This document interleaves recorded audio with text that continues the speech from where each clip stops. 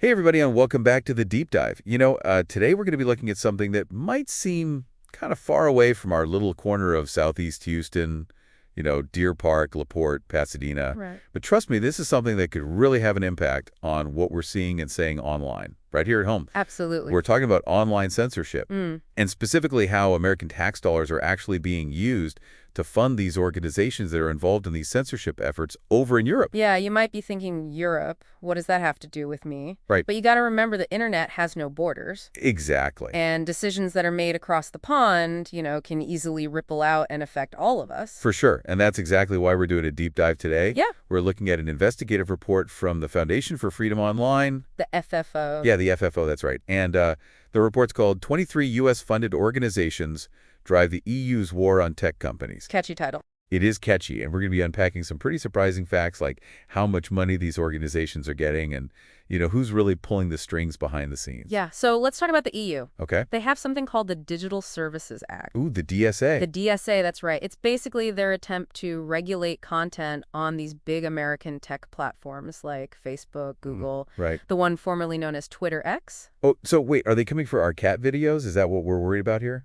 Not quite, although, I'm sure some people would argue that there are already enough cat videos out there. That's true. But the DSA is really mainly focused on what they consider misinformation Okay. and hate speech. And here's the thing. The EU can actually hit these companies with some pretty hefty fines. Oh, wow. If they don't play by their rules. So there are some serious teeth to this DSA thing. Yeah. So where do these American organizations fit in? Like, how are they involved? Well, the EU also has what they call a voluntary code of practice on disinformation.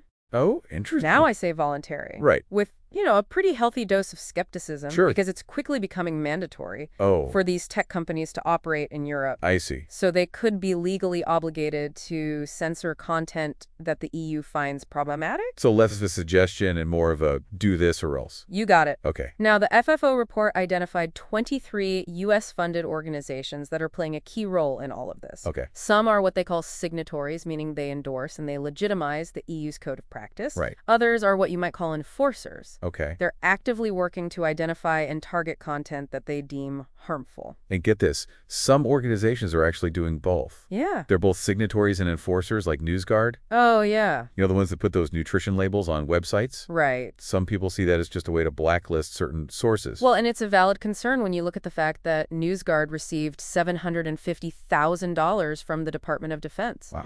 And they have advisors that are connected to the NSA, the CIA, and the State Department. Oh, wow. So they're not only endorsing these EU censorship efforts, they're actually actively working to implement them through these things called digital observatories. Hold on, digital observatories. That sounds like something out of like a sci-fi movie or something. It does, doesn't it? But picture it like a neighborhood watch. Okay. But for the internet, there are these EU-backed groups that are tasked with monitoring these online platforms for anything they consider a harmful narrative. So NewsGuard is part of that. They're right in the thick of it, yeah. So it's not just some fringe groups pushing this. We're talking about like established players. Yeah. With some serious connection. Big time. And it doesn't stop there. Oh, no. Remember the Global Disinformation Index we talked about? Yeah? They're taking aim at the wallets of media outlets they don't like. How are they doing that? So they created this exclusion list that's meant to be used by advertisers. Okay.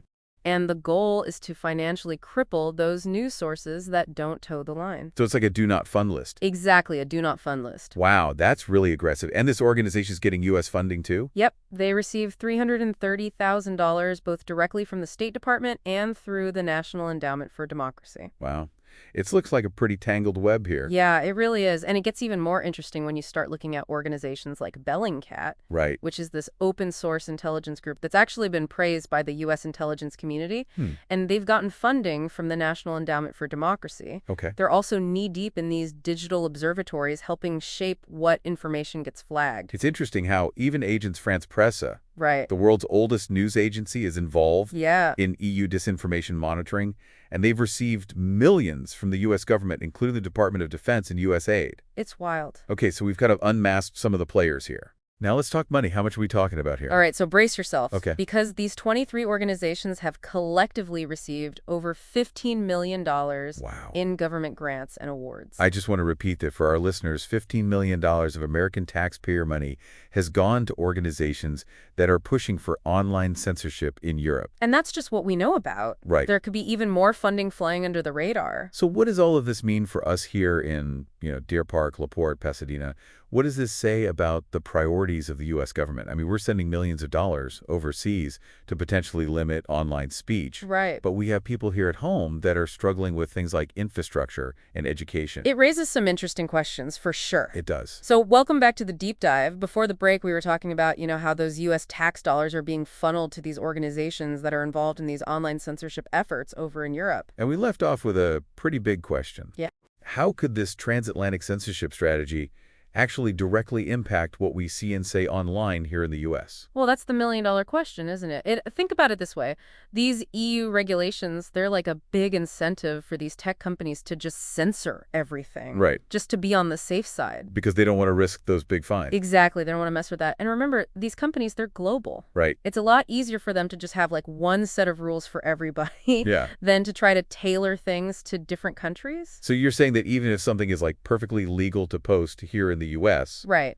it could still get taken down if it violates the EU's stricter rules. That's definitely a possibility, and we've already seen it happening. I mean, remember when Elon Musk resisted those censorship demands in Brazil? Oh, yeah, he stood his ground. He did. Refused to take down some content, and then Twitter, Or X now. X now, yeah, they got banned in the whole country. The entire country. It's crazy. It is, and it's a really powerful example of how these foreign governments can put the squeeze on these tech giants. Right. And it really highlights that potential for a chilling effect on free speech. It's like a domino effect. If companies start censoring to avoid trouble in one place, it sets a precedent that can easily be, replicated somewhere else. Oh, absolutely. And that's what makes this transatlantic connection so worrying. Okay. The EU is essentially setting a global standard for online censorship. Wow. And if it works there, what's to stop it from spreading to other countries, Including the U.S. especially the U.S.? Especially when you consider that some of the key players pushing this are American organizations. It's true. It's almost like a backdoor for U.S. disinformation researchers to get what they want indirectly. And speaking of those researchers,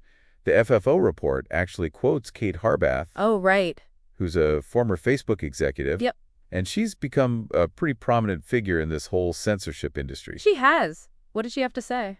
Well, she basically admitted that European laws like the DSA could help censors regain access to social media data that they've lost. So it sounds like they're trying to work around the pushback that they've been getting in the US. Right? By using the EU as leverage. It's a pretty clever strategy, honestly. It is. It's like they're leveraging international pressure to achieve something that they haven't been able to do at home.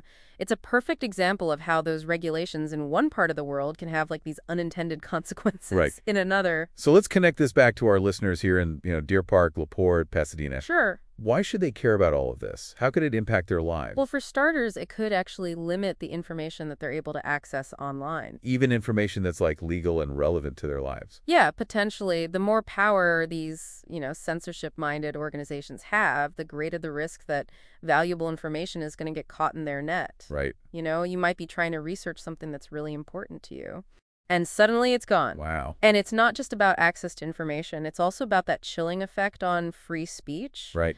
People are a lot less likely to speak their minds freely if they know they're being watched. Sure. And their words could be, flagged as misinformation. It creates this environment where people are afraid to speak up. Exactly. And that kind of environment really stifles open debate. Yeah. And the free exchange of ideas, it's like being in a library where you're only allowed to read certain books. And then there's also this whole blurring of lines between government and private entities. Oh, yeah, that's a big one. These private organizations, they're essentially doing the government's bidding. So when you have these government-funded groups influencing what content gets removed from like Facebook or YouTube, it raises some serious questions about who's really in control. Absolutely. It's like this shadow censorship system. Right. It's operating outside those normal checks and balances that we expect. In a democracy. Exactly. It's not transparent, and it's certainly not accountable to the people. And that's a slippery slope. Oh, it is a slippery slope, and it's one that we need to be really careful about. The future of online speech is at stake here, and it's really up to all of us to be informed and to be engaged in this debate. Right. We need to be asking those tough questions. Who's controlling the information we see online, and what are their motives? It's easy to feel powerless when you're up against these huge global trends, but, our voices still matter. They really do. The more we talk about these issues, the more awareness we raise. For sure. And the harder it is for these censorship efforts to operate in the shadows. Exactly. Change starts locally. If we want to protect free speech online, we need to start by having these conversations right here in our communities. Right. With our friends, our neighbors. We need to educate ourselves and each other about the threats to online freedom, and we need to hold our elected officials accountable. That's what the deep dive is all about. That's right. Empowering our listeners to think critically and act locally. What's happening in Europe might seem distant. Yeah. But as we've discussed today, it has the potential to impact all of us. So stay tuned for the final part of our deep dive, where we'll leave you with some food for thought. So welcome back to the deep dive. We've been talking about, how those American tax dollars are being used to fund these organizations that are involved in online censorship over in Europe. And how that could have a real impact right here at home. Right here in Southeast Houston. In Deer Park, LaPorte, Pasadena. Exactly. It's fascinating because this isn't just some far-off issue. Right. It could affect what you see and say online. Right here. Right in your own community. Yeah. Imagine trying to research something. Right. That's really important. Like local environmental issues. Yeah, or like upcoming elections, and Right. suddenly Poof, it's gone. flagged as misinformation. Wow. That's a real possibility. It really is. And it makes you think, we trust these tech companies Yeah. to connect us to information. Right. But who's really in control of what we see? That's the question. Yeah, and are their interests even aligned with ours? I mean, that's the big question, isn't it? These big tech platforms, they've become the modern-day public square. They really have. And the potential for censorship, that raises some serious concerns about